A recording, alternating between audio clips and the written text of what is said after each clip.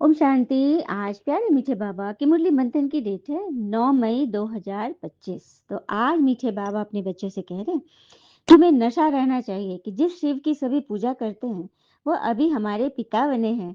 हम उनके सम्मुख बैठे हैं। तो क्या नशा सिखा रहे हैं बाबा, चढ़ा रहे हैं कि शिव की जिस सभी पूजा करते हैं सभी ढूंढ रहे हैं, उस शिव ने आपको ढूंढ लिया, हमें ढूंढ लिया और हम उनके सम्मुख बैठे हैं। तो कितना नशा रहना चाहिए, कितनी खुशी रहनी चाहिए। हाँ, रहना चाहिए ना। और कहते हैं ना, हर चीज खरीदी जा सकती है पर इज्जत कमानी पड़ती है, नाम कमाना पड़ता है। तो जब हम शिव को पहचान लिए, उनके नाम के सही अर्थ को जान लिए कि शिव अर्थात कल्याणकारी, शिव अर्थात जिसका कोई शव न हो, और वो हमारे सम्मुख है, तो कितनी बड़ी बात है ना। प्रश्न है, मनुष्य भगवान से क्षमा क्यों मांगते, क्या उन्हें क्षमा मिलती है? भगवान से कहते हैं ना, सब बहुत लोग भक्ति में कान पकड़ते हैं जल्दी जल्दी। हाँ, तो क्षमा क्यों मांगते हैं? आज बाबा उसका रहस्य बता रहे हैं, क्या क्षमा मिलती है? उत्तर, मनुष्य समझते हैं हमने जो पाप कर्म किए हैं उसकी सजा भगवान धर्मराज से दिलाएंगे, इसलिए क्षमा मांगते हैं। लेकिन उन्हें अपने कर्मों की सजा कर्म भोग के रूप में तो भोगनी ही पड़ती है। चाहे बीमारी आएगी, चाहे किसी तरह से होगा रोग, भगवान उन्हें कोई दवाई नहीं देते। गर्भ जेल में सजाएं भोगनी पड़ती है। गर्भ जेल में साक्षात्कार होता है कि तुमने यह किया। गर्भ जेल में भगवान जब बच्चा गर्भ में होता है, उसको सब साक्षात्कार बाबा कराते, तुमने यह किया, और वहां से वो बोलता है कि बाबा हम बाहर आएंगे तो आप जो बोले वही करेंगे। लेकिन वहां वहां करके रोने में क्या अर्थ है? वहां की बात है वहां, मैं तो यहाँ, है ना। सब भूल जाता है इंसान, ईश्वरीय डायरेक्शन पे नहीं चलते, यही उनके लिए सजा है। सुना, जब नहीं चलेंगे तो बाबा गर्भ जेल में सजाए खिलाएंगे। और कहते हैं ना कि इतनी सजा मिलती है कि बच्चा पैदा भी लेता है तो अपाहिज, क्योंकि पिछले जन्मों का बहुत ज्यादा हिसाब चढ़ा हुआ है। इसीलिए मनुष्य क्षमा मांगते हैं। ठीक है कि मेरा मेरा क्षमा कर दो, लेकिन क्षमा तो होती ही नहीं। फांसी लगने वाला था, लेकिन इस ज्ञान श्रीमत से वो सिर्फ एक मात्र कांटा बनकर रह जाएगा। लेकिन वो तो चुभना तो है ही, क्योंकि आपने किया है तो वो आएगा ही। गीत है, तूने रात गवाई सोई के और दिवस गवाया खाए पी के बतियाए के। यही तो कर रहे हैं हम लोग, है ना। इसीलिए समय नष्ट नहीं करना है और जिम्मेवारियों को अच्छी तरह निभाना है। एक बात मैं कहना चाहूंगी कि घर की बात जब होती है तो जिम्मेवारियां का किसको दिया जाता है? घर की बहू पे। हम्म। लेकिन जब राय लेने की बात होती है तो ये तो बाहर की है, होता है ना। तो कोई बात नहीं है, आपको जिस तरह से जो मिल रहा है उसको प्रभु प्रसाद समझकर ग्रहण कीजिए। आइए, प्रसाद पर एक बहुत ही सुंदर कथा है। भोग जो हम लोग लगाते हैं बच्चे, तो एक बार किसी गुरु से उसके शिष्य ने कहा कि गुरु जी, आप भगवान को भोग लगाते हैं कि भगवान तो खाते नहीं है। तो आपको कैसे पता चला कि आपका भोग वहां पहुंच गया? बड़ा अच्छा प्रश्न किया उसने। गुरु जी उसकी बात सुनकर मौन हो गए, मौन हो गए, कुछ नहीं बोले। बोले मैं तुम्हें बताऊंगा। उसने सीधे कटाक्ष किया कि तो भोग लगाने से क्या लाभ, जब आपका भोग थाली का थाली पूरा रह गया तो क्या बात है। तो गुरुजी ने पाठ पढ़ाया और एक संस्कृत के श्लोक उसको बोल दिए याद करने के लिए। श्लोक इसको पढ़ना, शुद्ध शुद्ध याद करके मुझे सुनाना। शिष्य ने एकदम शुद्ध कंठस्थ कर लिया सारा श्लोक, और 1 घंटे के बाद गुरु को सुनाया, पूरा सुना दिया। उस शिष्य ने पूरा श्लोक गुरु को जैसे तैसे, जैसे लिखा था पुस्तक में, एकदम कंठस्थ करके पूरा सुनाया। लेकिन गुरु ने सर ना में हिला दिया कि नहीं, अब पूरा नहीं हुआ। शिष्य ने कहा आप चाहे तो पुस्तक देख ले, बिल्कुल सेम शुद्ध शुद्ध मैंने याद करके सुनाया आपको। गुरु ने पुस्तक दिखाते हुए कहा श्लोक तो पुस्तक में ही है, तो ये तुम्हें याद कैसे हो गया? शिष्य कुछ नहीं समझ पाया, बोला अरे श्लोक तो पुस्तक से ही आपने बताया था ना, तो पुस्तक में तो रहेगा ही ना। पुस्तक में जो श्लोक है वो तो रहेगा ही उसमें लिखा हुआ। तो गुरुजी बोले पुस्तक में जो श्लोक है वह स्थूल रूप में है, जो दिखाई दे रहा है वो स्थूल होता है, स्थूल रूप में है। लेकिन तुमने जब श्लोक पढ़ा तो वह सूक्ष्म रूप से तुम्हारे अंदर प्रवेश कर गया। श्लोक स्थूल रूप में पुस्तक में था, लेकिन तुमने जब मन से पढ़ा, याद किया, तो वो सूक्ष्म रूप में तुम्हारे अंदर आ गया। इतना ही नहीं, जब तुमने इसको पढ़कर कंठस्थ कर लिया तब भी पुस्तक के स्थूल रूप के श्लोक में कोई कमी आई? पुस्तक में तो लिखा हुआ वैसे के वैसे है, उसमें तो कोई कमी नहीं आई। उसी प्रकार पूरे विश्व में व्याप्त भगवान, हाँ, परमात्मा है नहीं सबके अंदर, लेकिन ये एक भावना है कि भगवान सब में है। तो मैंने जो प्रसाद चढ़ाया वो स्थूल रूप में था। तुम्हारा जो प्रश्न था कि ये भोग तो वैसे की वैसी है, तो स्थूल रूप से मैंने चढ़ाया। तो थाली अर्थात पुस्तक, पुस्तक में वो लिखे हुए शब्द अर्थात भोग वैसे ही है, लेकिन वह भोग सूक्ष्म रूप से भगवान ने ग्रहण कर लिया क्योंकि उसमें भावना भरी हुई थी। स्थूल रूप में भोग में कोई कमी नहीं आई, कोई कोई कम नहीं हुआ वो भोग, लेकिन वो सूक्ष्म रूप से ईश्वर ने उसे स्वीकार किया। अब शिष्य के सामने मौन रहने के अलावा कोई चारा ही नहीं था। उसको सारी बातें अंतर आत्मा से समझ में आ गई। आप लोग को भी आया ना समझ में कि भोग क्यों लगाया जाता, भोग कम क्यों नहीं होता? अब समझ गए? भावना रखिए, भगवान से भाषणा लेते हैं, है ना बड़ी बात। तो धर्मराज गर्भ जेल में दंड देते हैं, ये तो हमने समझ लिया, जिसको कि कर्म भोग कहा जाता है। अभी तुम जानते हो कर्म भोग कौन भोगते हैं? और कहते हैं प्रभु क्षमा करो, दुख हरो, सुख दो। भगवान कोई दवाई नहीं देते, भगवान ज्ञान की दवा देते हैं। इस ज्ञान से हमारे सारे कर्म भोग चुक्त हो जाएंगे, क्योंकि भगवान के साथ साथ वो धर्मराज भी है, विधि बताते हैं। लेकिन बच्चे विधि से नहीं चलेंगे तो फिर बाबा धर्मराज बनेंगे। तो धर्मराजपुरी में नहीं जाना है ना, हम्म शिवपुरी में रहना है ना। शिवपुरी पे रहेंगे तो योग बल से सारी सजाएं काट लेंगे, धर्मराजपुरी में जाने की दरकार ही नहीं होगी। भाई आकर के हम लोग निकल जाएंगे बाईपास करके, टाटा बाय बाय करके, है ना, कि हम लोग तो बाबा के बच्चे हैं।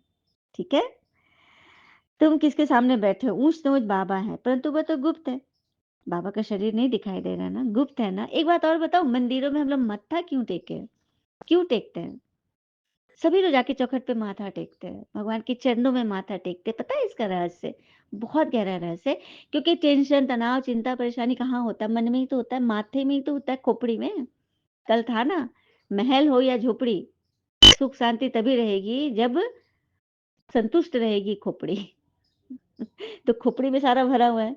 तो वहां जाके जब मत्था टेकते हैं उनके चरणों में, तो हमारा सारा दुख, तनाव, चिंता, परेशानी, सारी नेगेटिव ऊर्जाएं चली जाती है उनके पास, और मन हल्का हो जाता है। इसलिए मत्था टेकते हैं, क्योंकि भगवान को तो शरीर है नहीं, चरण है नहीं, लेकिन फिर भी हम सर झुकाते हैं। अर्थात एक तो अहंकार का सर झुका, हमने किसी को आगे रखा अपने से, है ना, और अपना सारा दर्द, चिंता, परेशानी दे दिए ना। इसलिए भगवान को तो हाथ पैर है नहीं, फूल तो लेते नहीं, लेकिन भगवान कह देते खुद फूल बन जाओ। बाबा को वही फूल चाहिए, खुद फूल बन जाओ। ठीक है, जैसे शंकराचार्य भी कहते हैं कि हमको कोई छुए नहीं। हाँ, हमने एक गुरु का भी अनुभव देखा, श्री श्री जो भी है, तो स्नान के बाद ना वो किसी से मिलते नहीं, छूते नहीं, क्योंकि उनको सीधे पूजा करना है। क्योंकि अपवित्र आत्माएं छुएंगी तो वो उनको फिर से स्नान करना पड़ेगा, ऐसे भाव है भक्ति में। ठीक है, तो यहाँ भी बाबा से वही मिल सकते, परमात्मा से, जिसका मन शुद्ध हो। तन की बात यहाँ नहीं है। तन से तो हमने भक्ति में बहुत अच्छे अच्छे कपड़े पहन के ही मंदिर में गए, शुद्ध कपड़े पहन के ही गए, हाँ, लेकिन मन, तभी तो बात है ना, गीत है ना, मैली चादर कैसे धोऊं। तो ये मैली चादर धोने की ये मंथन है, इसे सुनिए, बाबा को वही चाहिए। मन पवित्र हो गया, मन फूल बन गया, मन सुमन बन गया, तो बस तुम्हारे न्यारे भगवान आपको गोद में बिठा लेंगे। हाँ, है ना अनुभव।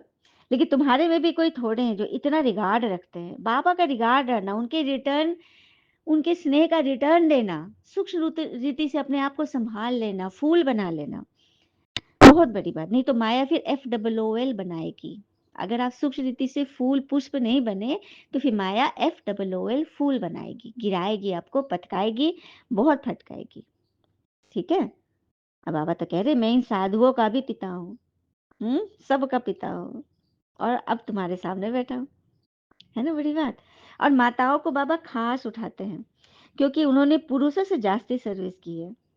तुम बच्चों को सर्विस का शौक होना चाहिए ना, जैसे उस पढ़ाई का शौक रहता है, एम ऑब्जेक्ट रखते हैं मेडिकल इंजीनियर बैरिस्ट्री के स्टूडेंट, बड़ा शौक रहता है मुझे ये बनना है, पढ़ते रहेंगे पढ़ते रहेंगे। तो यहाँ तुम्हें नर से नारायण, नारी से श्री लक्ष्मी जैसा बनना है, तो कितना अपने आप को साधना है, ये हर एक अपने को सोचे। ठीक है, हाँ, और जहां जहां शिव के मंदिर है वहां तुम बच्चों को बहुत अच्छी सेवा करनी है, क्योंकि मंदिरों में मेरे बच्चे मिलेंगे, हुँ? माताएँ तो जाती हैं, कन्याएँ भी जाएँ। अभी तुमको बाबा से राजभाग लेना है ना तो सर्विस करो। जहाँ भी मन करे, जिसके पास भी संगठन में जा रहे, कहीं भी जा रहे हैं, कुछ न कुछ बाबा का प्रसाद, ज्ञान का प्रसाद ज़रूर सुना दो। करेंगे ना सभी? हाँ। बाबा हमको राजयोग सिखलाते हैं सत्युग के मालिक बनने की। जिसकी तुम पूजा करते हो वो स्वयं तुमको आकर पढ़ाकर सत्युग का मालिक बना रहा है। भक्ति में है ना, ब्रह्मा द्वारा स्थापना, विष्णु द्वारा पालना, शंकर द्वारा विनाश। तो वही कर्तव्य तो करा रहे। ब्रह्मा द्वारा पालना अर्थात ब्रह्मा के श्री मुख से ये ज्ञान मुरली सुनकर हम बच्चे तैयार हो रहे हैं। देखिए ब्रह्मा बाबा तो अब है नहीं, लेकिन जो भी मुरली सुना रहा है सेंटर में, वो दीदियाँ हो, निमित्त है। यूट्यूब में भी चल रहा है, तो वो निमित्त है, मास्टर ब्रह्मा के पद पर है, जब मुरली सुना रहे हैं। ठीक है? तो उनका रिगार्ड रखिए। उनकी बातें जो कही जा रही है कथा के रूप में, प्रसंग रूप में, गीत रूप में, उसको स्वयं धारण करिए। ठीक है? यह है ब्रह्मा द्वारा पालना। फिर बाबा ने आगे बोले कि तुमने जितने जन्म लिए, 84 जन्म में 84 फीचर्स लिए। बाकी श्री कृष्ण तो ये ज्ञान सिखला न सके, क्योंकि वो तो बच्चा है, वो तो खुद पढ़ रहे हैं। सही बात है, उसको तो नंबर 1 प्रिंस बनना है सत्युग का। तो वो तो पढ़ कर गया। श्री कृष्ण का 84वां जन्म ही तो ब्रह्मा बाबा लेखरा दादा, जिन्होंने ये ज्ञान परमात्मा को धारण किया अपने अंदर, रथ बन गए बाबा के। कितनी बड़ी बात है। और सारथी बन गए शिव बाबा, चलाने वाले, है ना?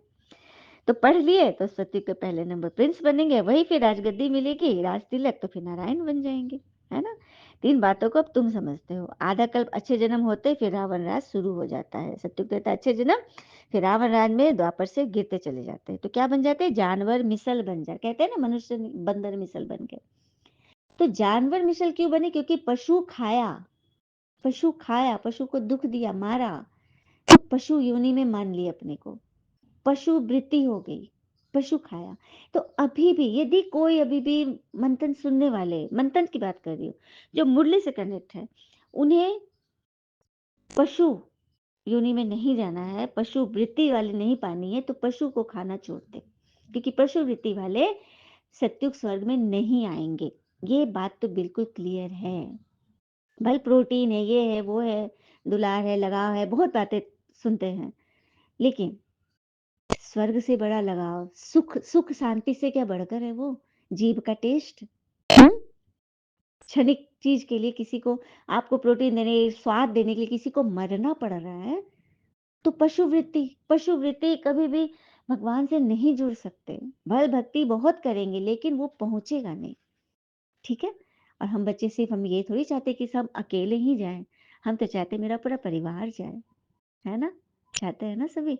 सब चाहते हैं ना कि मेरा पूरा परिवार अभी से स्वर्ग में पहुंच जाए, सारे सुख शांति व्यवस्था संतुष्टता शक्ति आनंद सब कुछ मुझे अभी से मिले, चाहते हैं ना? हम्म? तब पशुपतिनाथ आ गए हैं। पशुपतिनाथ भगवान आकर हमें सबसे पहले ये चीज से बचा दिए। ठीक है? तो ये बहुत बड़ी बात है। नहीं तो फिर शिव बाबा का रिगार्ड, तो ये रिगार्ड ही रखना है, भगवान की बात मानना ही रिगार्ड है। आप किस युक्ति से, किसी भी युक्ति से बताइए, जो आपको बहुत प्यार करते हैं वो तो आपकी बात समझ सकते हैं। आप उस युक्ति से चलिए, युक्ति से चलिए, बाबा को लेटर लिखिए। अगर आप दिल से चाहते हैं तो ये काम आप कर सकते हैं, आपने किया है, पहले भी किया है, कल्प कल्प किया है, तो अब भी कर लोगे, कोई बड़ी बात नहीं है। ठीक है? भगवान से सबको मिलाना है ना, कितनी बड़ी सेवा है। फिर बाबा ने बोला कि लेकिन ईश्वर को सर्वव्यापी कह देते हो तो ये तो बहुत बड़ा झूठ है। हाँ, हिंदू धर्म में कहते थे ईश्वर सर्वव्यापी, बाकी क्रिश्चियन तो अपना धर्म चलाते हैं, वो अपना धर्म और नाम बदलते नहीं है। लेकिन तुमने अपने सनातन धर्म को बदल हिंदू धर्म कर दिया, नाम ही बदल दिया। हम्म? तभी तो पहुंचे आयरन एज में। भारत को तो बाबा सुधार रहे हैं। योग युक्त अच्छी होशियार बच्चियां चाहिए बाबा को, बनेंगे ना सभी। अच्छा, मीठे बच्चों प्रति भगवान की नमस्ते, हम बच्चों के भी प्यारे बाबा को नमस्ते। होमवर्क के लिए मुख्य सार, धारणार्थात होमवर्क, अपनी उन्नति के लिए बाबा की सर्विस में तत्पर रहना है, सिर्फ खाना पीना सोना या पद गवाना नहीं। पूरी रात गवाई सोई के, सिर्फ खाए पिए सोना नहीं करना है, बाबा की सर्विस में तत्पर रहना है।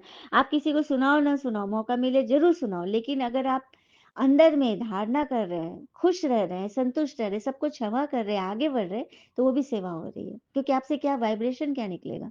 पॉजिटिविटी, सुख शांति आनंद की वाइब्रेशन पूरी प्रकृति में जाएगी, तो प्रकृति आपकी सेवा करेगी। ठीक है? दूसरी पॉइंट, बाबा का और पढ़ाई का रिगार्ड रखना है, देही अभिमानी बनने का पूरा-पूरा पुरुषार्थ करना है, बाबा की शिक्षाओं को धारण कर सपूत बच्चा बनना है। सपूत बच्चा बनना है ना तो उसका सबूत दो। आज जो बाबा ने होमवर्क कराया, जो बात आपको टच हुई, कम से कम को एक पॉइंट उसको गहरे अंदर बिठाकर उस पर विचार सागर मंथन करो। कैसे युक्ति लगानी है, काम हो जाएगा। और समझिए कि काम तो हुआ पड़ा है। और कहते हैं ना, अगर बहुतों की नज़र आप पर पड़ रही है, आपको रोक-टोक रहे हैं, बहुतों की कोशिश ही कैसे इसको मतलब सुनाए, कैसे इसका बड़ा खुश दिख रहा है ना, इसको कैसे गिराए, मन से कैसे गिराए, अटकलें लगाए, अड़चनें डाले, तो समझना है कि आप बेहतर नहीं, बेहतरीन कर रहे हो। वरना नालायकों के पास कौन इतना टाइम देता है? नालायकों के पीछे कौन इतना टाइम देता है? हाँ, तो उसके बारे में सोचे, उसको गिराने के लिए युक्ति रचे। हाँ? आप महानायक बन रहे हो, ठीक है? बस खुश हो जाओ क्योंकि भगवान ने आपको चुना है। वरदान बहुत सुंदर, सेवा करते उपराम स्थिति में रहने वाले योग युक्त, युक्ति युक्त सेवाधारी भव। सेवा करते भी उपराम स्थिति, भगवान की किरणों के नीचे बैठकर योग युक्त होकर युक्ति युक्त सेवाधारी सेवा करिए तो सफलता हुई पड़ी है। हाँ, मैं ट्रस्टी हूँ, बंधन मुक्त हो, कोई बंधन नहीं हो, कोई चीज का बंधन, निर्बंधन बन जाइए। सब चीज़ सँभालिए लेकिन बंधन में होकर नहीं, किसी बात की क्वेश्चन में, मूंज में होकर नहीं, निर्बंधन बनकर करिए। अंत के समय अंत की स्टेज कर्मातीत अवस्था का अभ्यास कीजिए। बीच-बीच में संकल्पों के ट्रैफिक को कंट्रोल कीजिए। संकल्प जब बहुत चढ़ते-बढ़ते हैं उसको कंट्रोल कीजिए योग के द्वारा ही, तो पास विद ऑनर बन जाएँगे। बनेंगे ना सभी? हुँ? स्लोगन, शुभ भावना कारण को निवारण में परिवर्तन कर देती है। शुभ भावना कारण को निवारण में परिवर्तन कर देती है। कारण आ गया, निवारण समझ में नहीं आ रहा, शुभ भावना रखिए, आगे बढ़िए। अव्यक्त इशारे, पवित्रता ब्राह्मण जीवन के विशेष जन्म की विशेषता है, तो पवित्रता धारण कीजिए और यही ब्राह्मण जीवन का वरदान है। पवित्रता ही ब्राह्मण जीवन का वरदान है। और एक बात जाते जाते बता देती हूँ, ये संसार में सोए हुए लोगों की भीड़ है, अज्ञानियों की भीड़, अज्ञान अंधकार की नींद में सोए पड़े हैं। तो जो जगे हुए हैं, क्योंकि जगे हुए उनको बार बार उठाएंगे ना तो उनको दिक्कत होगी। कोई सो रहा है, आप बार बार उसको लाइट जला दे रहे हो, उठा रहे हो, तो उसको दिक्कत होती है ना, तो उनको दिक्कत होगी। लेकिन आप अपनी बात भले एक दो बार कही लेकिन बार बार नहीं, वहां से आप किनारा कर लो, अपने आप को संभाल लो, जगे रहो और जागे हुए को जगाओ। ठीक है, जो भक्ति में है, जो अंदर से जो भोले सीधे सच्चे हैं उनको जगाओ। ठीक है, बाकी कहीं पे माथा नहीं मारना है, समय नष्ट नहीं करना है, ठीक है? ओम शांति। शुक्रिया बाबा के प्यारे-प्यारे बच्चे, आप सबका जीवन सदैव सुख, शांति, समृद्धि, सफलता, संतुष्टता से भरपूर रहे और भरपूर करे। ओम शांति, ओम शांति। शुक्रिया बाबा। आज मंथन बड़ी हुई है, इधर कुछ मैं बता दूँ आप लोग को।